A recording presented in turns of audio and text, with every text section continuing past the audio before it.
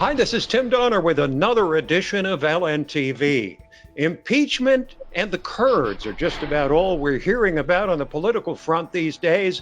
How will the secret impeachment inquiry on Capitol Hill and the president's controversial decision to withdraw some troops from Syria in light of a pending invasion by Turkey affect the flagging political fortunes of Democrats? Joining us to discuss this is political columnist from LibertyNation.com, Joe Schaefer. Hello, Joe. Hello, Tim. Thanks for having me. Well, thank you. Let me put you in the perhaps uncomfortable position of being a Democrat at this point, and you're looking at the impeachment process, and you're weighing whether going forward with a vote on impeachment is a good idea in the long run with a presidential election next year or not. What do you, as a sort of mainstream Democrat, think about that? As a mainstream Democrat, I would honestly be thinking the party is losing its soul. They are aligning with this establishment agencies that they supposedly have demonized Republicans with for decades. You know, the Bushes and the Romneys are all part of this deep state. Well, now they're part of the deep state. So politically, it's not going to be effective, and they're losing their soul as they're just becoming a wing of this swamp in Washington, D.C. Well, then there's the issue that may separate the political establishment from the regular people as much as anything else, Joe, and that is foreign policy, and particularly this decision to withdraw troops from Syria with an invading army of thousands of Turks heading over the border into northern Syria. The president withdraws anywhere from, it's hard to tell, anywhere from 20 to 1,000 troops. We don't know exactly. And Capitol Hill went ballistic. Do you think that people in the heartland and flyover country are worried about the fate of the Kurds? I mean, we know the answer. It's absolutely crazy. If they're trying to win an election, none of this makes sense. This country is so beyond fatigued with endless war. And they came up with some crazy excuses to justify us being in Afghanistan for all these years, and why we had to go and conquer Iraq, which just caused chaos in the Middle East. And now they're trying to explain the national security necessity of defending the Kurds in a part of the world most Americans can't even point to on a map.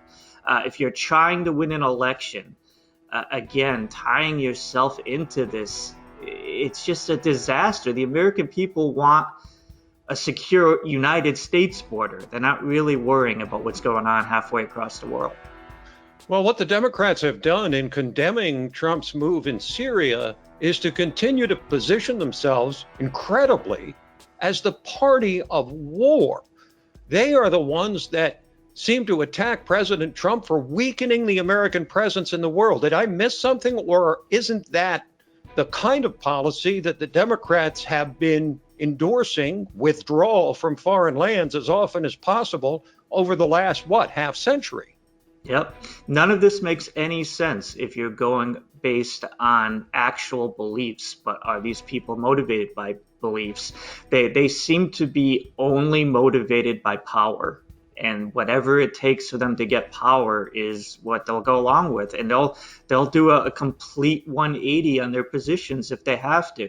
I know we're not going to have a long discussion here, but I wish people would realize how connected this latest Trump impeachment thing in the Ukraine is with interventionist American foreign policy positions. Breitbart had some great stories this week about the Atlantic Council's ties to all of this. And they are the biggest NATO cheerleading organization. They are globalists, they are interventionists. And the supporters, the financial supporters, corporate partners to the Atlantic Council, CNN, Reuters Thompson, all these ostensible neutral journalists who are telling us Trump needs to be impeached are in bed with these organizations that want us to have this stridently anti-Russian, stridently interventionist U.S. foreign policy, and these so-called liberal Democrats who never trusted the machine, hate the Pentagon, all that stuff. They just go right along with it. It's absolutely amazing. It really does speak of a uniparty power block in Washington, doesn't it? Now, in terms of the Democrats' presidential race, Joe Biden was leading for a long time. Then, with Ukraine and other issues and his health and all the gaffes and everything, Democrats found him wanting and vaunted Elizabeth Warren to the position of frontrunner. Now they're having second thoughts about her. Biden is back in the lead, perhaps by default.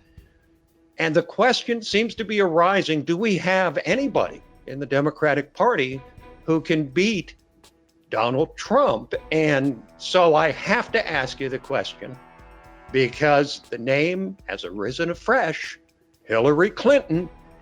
Is it even possible that she would jump into this race? And if not, somebody else? Can the Democrats win with who they've got in the field now?